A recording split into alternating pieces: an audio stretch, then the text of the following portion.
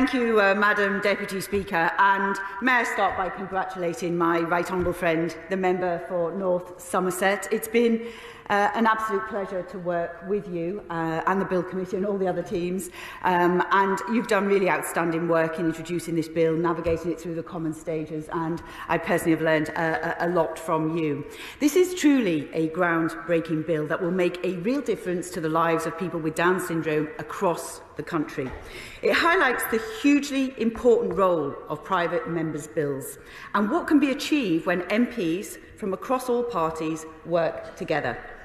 And I would like to extend my personal thanks to all colleagues, the bill sponsors, all MPs who've been instrumental in getting us here this far, everybody who's spoken today and really brought to life why this matters. It's been wonderful to hear the stories of Mark, stories of Rhys and his mum Alice, the Shakin' Stevens fans, Asher and his beginning of his journey. And hopefully this bill will really help Asher's parents, who are right at the beginning of this, and hopefully will avoid some of the things that we've heard about other families go through and other struggles that people have gone through. And it's so positive to see such unanimous support for this bill. And this has been actually a joy, this bill, all the way through to be able to bring it to this point.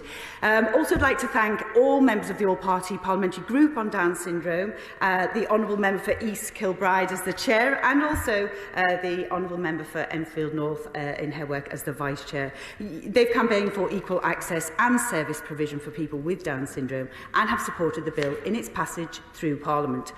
And especially to the people with Down syndrome. Many are here with their families in the gallery and representative organisations who have campaigned tirelessly for improved support for the 47,000 people with Down syndrome across the UK, and also members of my own constituency who've written to me, and many of those families who I've met at the Appledram Centre and Aldenbourne in the Chichester constituency. It's been great to share their journeys and hear their stories as well. I feel really fortunate to be the responsible minister at the time this bill has been brought to Parliament, and I wholeheartedly support it. The bill will be instrumental in improving the lives of people with Down syndrome by tackling inequalities in access to services. It is not right that such disparities exist, and I've seen firsthand in my own family the challenges that people with Down syndrome can face in accessing the support they need. At second reading and the committee stage, I've spoken about my own family's experience, and whilst my nephew Joseph is thriving, and he will be today at his school, St John in Chigwell, that's helping him thrive so well, there is no doubt that there have been challenges along the way. And my sister-in-law, I've watched my sister-in-law Sarah, who is watching me now, I know, and my brother Marcus battle for the support that Joseph needs. And I want everyone to get the right support at the right time and in a way that works for them. And that is why, in this bill, the government will require the government, for the first time, to publish guidance on how authorities should meet the specific needs of people with Down syndrome. And this, I'm very happy to give one. Very grateful for my honourable friend giving way, and I'd like to take the chance to congratulate my honourable friend, member for North Somerset, on delivery of this bill, which has got huge support around the House.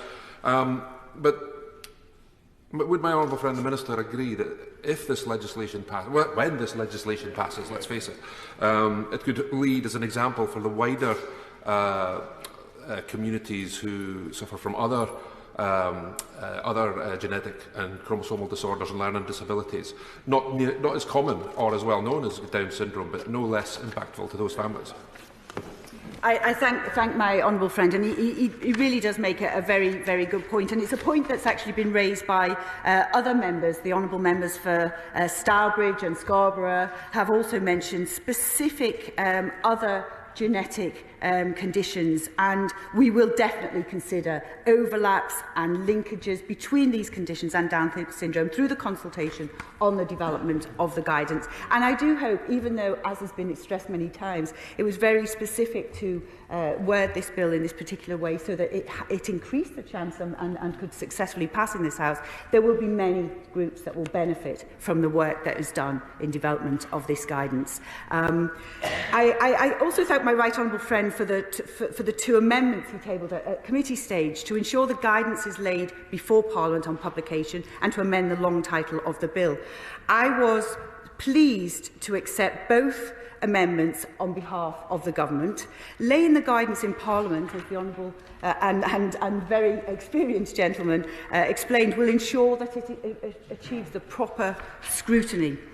I'd also like to thank my right honourable friend, MPs and stakeholders who provided invaluable feedback at the second reading and committee stage regarding ensuring the implementation of the guidance in practice. And of course, the guidance must be acted upon for us to see real change for people with Down syndrome.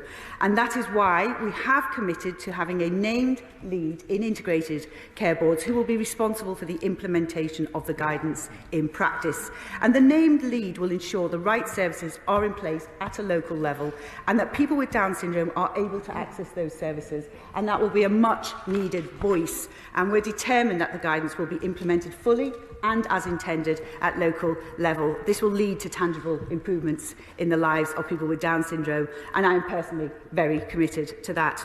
At the heart of this bill is guidance for the relevant authorities, the local authorities now, and the education authorities and health.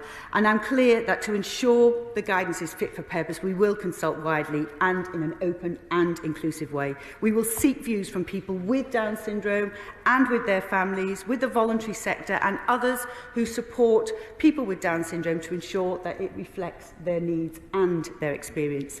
And we recognise that we will work with stakeholders to ensure that the guidance remains fit for purpose. This is a real opportunity and we do not intend to miss any aspect of this opportunity.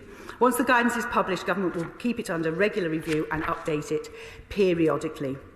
And as I said, we do also recognise that people with genetic or chromosomal conditions other than Down syndrome may experience similar problems to people with Down syndrome. So we will definitely look at that and consider how the guidance can more broadly help some of those groups as well during that process.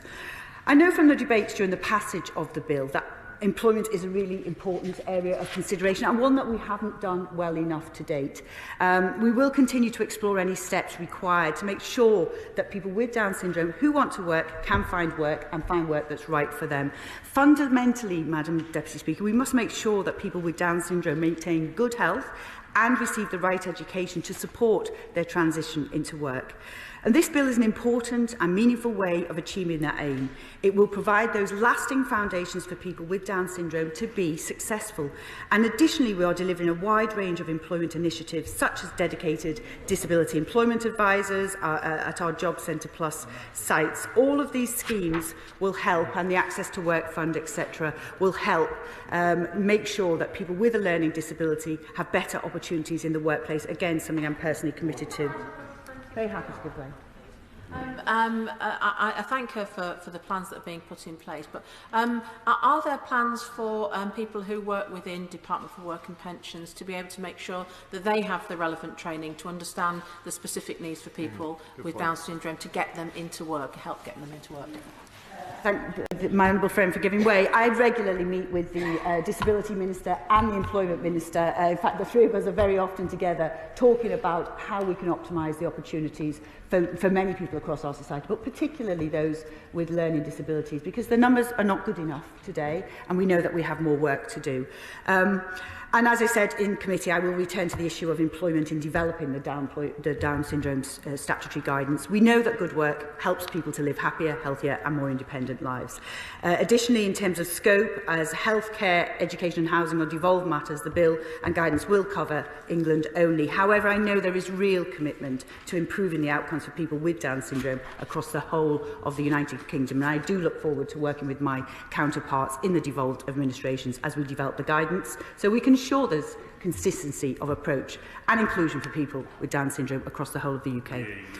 It has been an absolute pleasure to work with my right honourable friend, the member for North Somerset, in supporting this bill on behalf of everybody with Down syndrome and their families, including my own. Its passage so far represents the very best of the parliamentary process, cross-party MPs working together for a common purpose. I very much look forward to the bill's successful passage through the Lord, which Lord Kamal will be overseeing. He will have heard the pleas from many of the members here in terms of timing to try and coincide with World Down Syndrome Day on March the 21st, and I commend this bill to the House.